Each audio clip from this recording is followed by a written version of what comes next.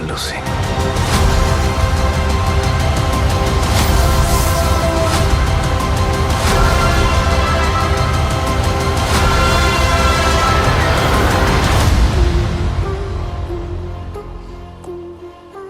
Bonjour tout le monde et j'espère que ça va. Bienvenue à toi dans la Blobverse. Aujourd'hui, on va parler de l'épisode 4 de Andor. Sur la chaîne, on parle ciné, séries et jeux vidéo, donc surtout n'hésite pas à t'abonner. On fait des vidéos critiques, des vidéos réactions. On fait également des top 10 et un nouveau format est arrivé discrètement sur ma chaîne hier. C'est la Blur Preview. Et en fait, ce sont des shorts d'1 minute où on décrypte une info ciné. Par exemple, dans le premier short qui est sorti hier, on parle de Hugh Jackman qui reprend son rôle de Wolverine. Donc surtout, n'hésite pas à t'abonner. Pour moi, c'est vraiment beaucoup de travail. Et j'ai besoin d'un maximum de soutien. Et c'est parti, on lance la critique de Andor.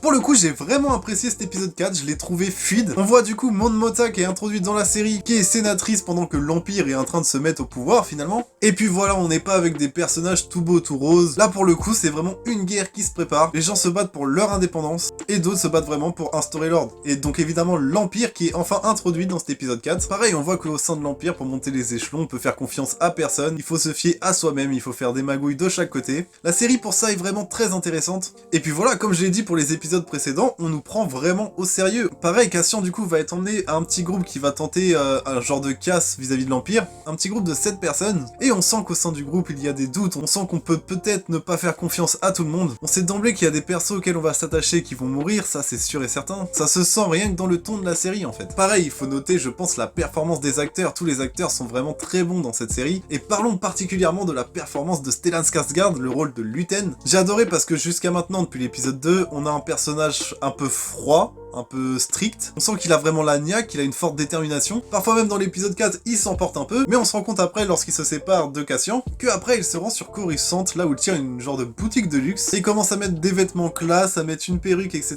Il se regarde au miroir et il commence à jouer un nouveau personnage, il sourit, il se dandine un peu, tu vois. Donc là, on change totalement de facette. C'est vraiment une couverture, car on verra après, quand la sénatrice va aller dans son magasin, ils vont se retrouver à l'arrière-boutique pour parler de ce qui va pas dans le Sénat, comment l'Empire prend plus en plus de place, en fait, au sein du Sénat. Tout ça est vraiment très intéressant. On joue sur l'émotion des personnages, sur l'angoisse permanente de l'installation de l'Empire. Pareil, dans Coruscant, on a toujours vu la planète ville avec les bâtiments super beaux. Mais au bout d'un moment, on a un personnage qui va se rendre dans des genres d'H&M, Coruscant un peu plus profond, tu vois, c'est super intéressant ça aussi. Pour le coup, dans cette série, on voit vraiment de tout et c'est super cool. Pareil, je repense à la scène où Cassian et la chef du petit groupe sont en train de faire une longue traversée d'ailleurs dans Star Wars, genre ils ont pas un speeder et tout, ils peuvent pas se permettre parce qu'il y a l'Empire qui est en train de tourner. Faut qu'ils marchent pendant plusieurs jours carrément. J'ai trouvé ça vraiment stylé pour le coup de faire ça. Mais pareil, au bout d'un moment, Cassian commence à entendre un petit bruit, et en fait c'est des TIE qui arrivent, donc lui et la fille commencent à se cacher, et quand les TIE passent presque ils te surprennent, tu vois, et tu sens qu'ils ont peur du TIE, c'est ça qu'il faut se cacher, c'est maintenant. L'intensité est super cool dans la série, malgré qu'il se passe pas beaucoup de choses dans l'épisode, c'était quand même super fluide, pour moi c'est passé vraiment super vite. En plus l'épisode dure au moins 45 minutes avec générique compris, donc là je suis plutôt satisfait, car on en parlait dans ma vidéo précédente, mais c'est vrai que le gros point négatif de Disney+, c'est de faire des épisodes de 30 minutes avec 5 minutes de générique quoi. Sinon dans l'ensemble je suis très satisfait, d'ailleurs parlons aussi des décors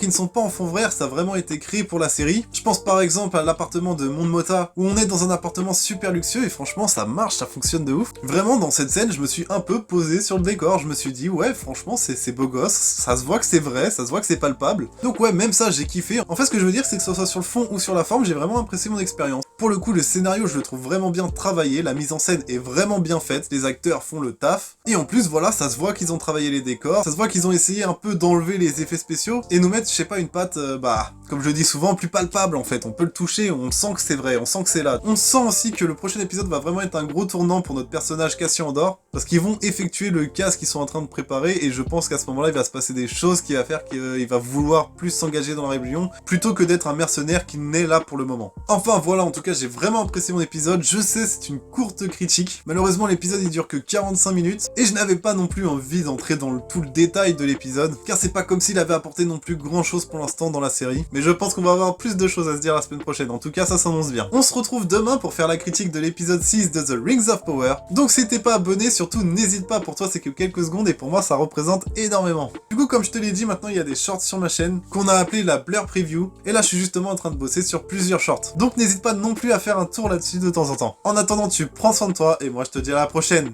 ciao.